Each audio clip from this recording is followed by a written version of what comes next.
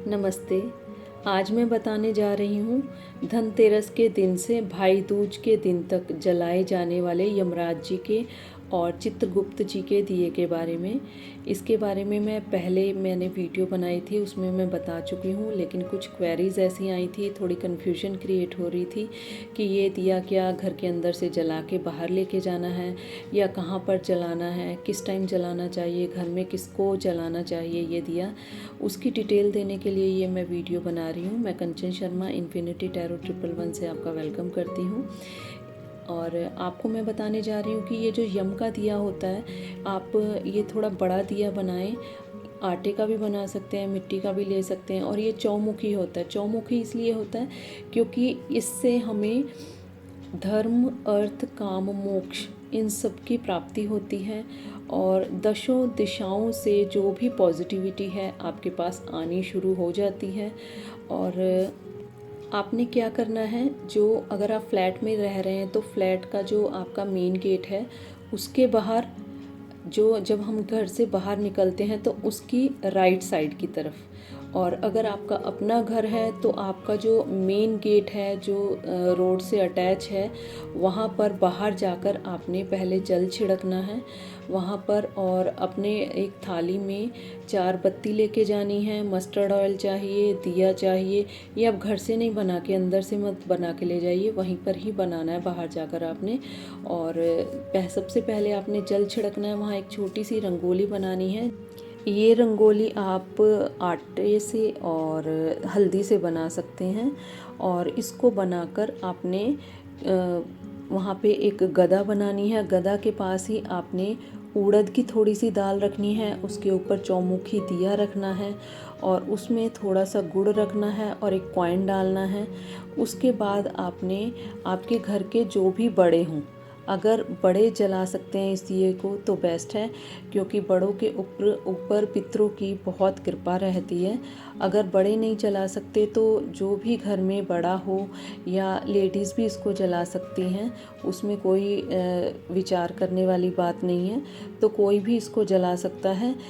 Main बात है भाव की, कि आप किस भाव से जला रहे हैं। भावना सर्वप्रथम मान्य होती है, इसलिए आप इस दिए को जब जलाते हैं तो आप अपने हाथ में एक, इस दिए को जलाने के बाद आपने अपने हाथ में एक कॉइन लेना है, एक फूल लेना है और उसके बाद थोड़ा सा जल रख के आपने 3 बार क्लॉकवाइज उस दिए के ऊपर से घुमाना है। और यमराज जी से प्रार्थना करनी है कि यमराज जी, हम जहाँ पर भी रहें, हमारे घर के सदस्य जहाँ पर भी रहें, बिल्कुल सुरक्षित रहें और आपकी कृपा हम पर हमेशा बनी रहे। और आपका यहाँ पर हम भोग लगा रहे हैं, यहीं से भोग स्वीकार करके आप अपने स्थान को प्रस्थान कीजिए। इस तरह से बोलकर आपने क्लॉकवाइज 3 बार वो जल अपने हाथ से लेके घुमाना है और उसके बाद दिए के पास छोड़ देना है। और ये दिया जलाने का टाइम है 7 से 8:30 के बीच में। तो आप इस टाइम पे यम का दिया और चित्रगुप्त जी का दिया और पितरों का दिया जला सकते हैं।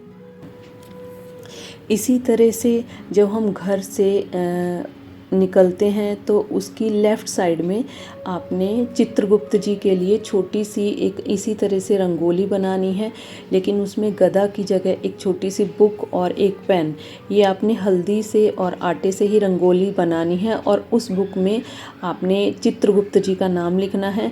उनका एक मुखी दिया जलेगा और उसमें आप उड़द नहीं बल्कि चावल रखेंगे दिए के नीचे भी, और दिए में भी चावल डालेंगे और एक कॉइन डालेंगे उसमें, और कुछ मीठा गुड़ वगैरह आप रखिए।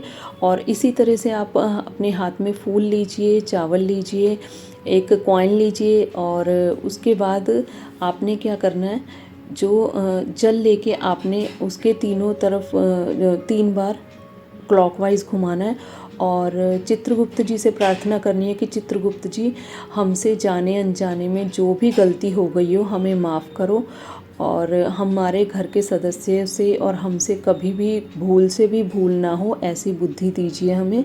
इस तरह से प्रार्थना करनी है और अपनी गलतियों की क्षमा मांगते हुए 3 बार क्लॉकवाइज घुमा के आपने दिए के पास उसको छोड़ देना है। और कॉइन के लिए कंफ्यूज नहीं होना कि कॉइन 2 तो नहीं इस्तेमाल करने, क्योंकि कॉइन अगर आप हाथ में ले रहे हैं तो दिए में रखने की ज़रूरत नहीं है, बस उसी ही कॉइन से, एक ही कॉइन से आपका काम चल जाएगा। और इसी तरह से उसके पास ही एक छोटी सी रंगोली बना के आपने पितरों के लिए भी दिया बनाना है, जो दक्षिण मुखी होगा वो भी एक ही बत्ती का बनाना है। और उसमें आप जौ रख सकते हैं, जौ से इसी तरह से आप पूजा कर सकते हैं। और ये तीनों दिए आपके घर के बाहर ही जलते हैं, घर में नहीं जलाए जाते। ये तीनों दिए जलाने के बाद घर के अंदर आकर आपने मुंह हाथ धोकर फिर गणेश जी का और लक्ष्मी जी का जितने भी बाकी के दिए हैं फिर जलाने हैं। और इसी के साथ मैं बताऊंगी कि धनतेरस के दिन धन्वंतरी जी की पूजा होती है आरोग्यता के लिए, इसलिए जो ज़रूरतमंद हैं उनको दवाइयों का दान किया जाता है और अपने अच्छे स्वास्थ्य के लिए धन्वंतरी जी से प्रार्थना की जाती है। अगर आपके किसी भी तरह के हेल्थ इशू चल रहे हैं तो आज के दिन दवाइयों का दान करने से धीरे धीरे आपकी हेल्थ में इम्प्रूवमेंट आनी शुरू हो जाती है। मैंने अपनी तरफ से पूरी कोशिश की है कि मैं इसकी पूरी डिटेल बताऊं। अगर फिर भी कोई डाउट हो तो आप कमेंट बॉक्स में क्वेश्चन कर सकते हैं, मैं पूरी कोशिश करूंगी उसका जवाब देने के लिए।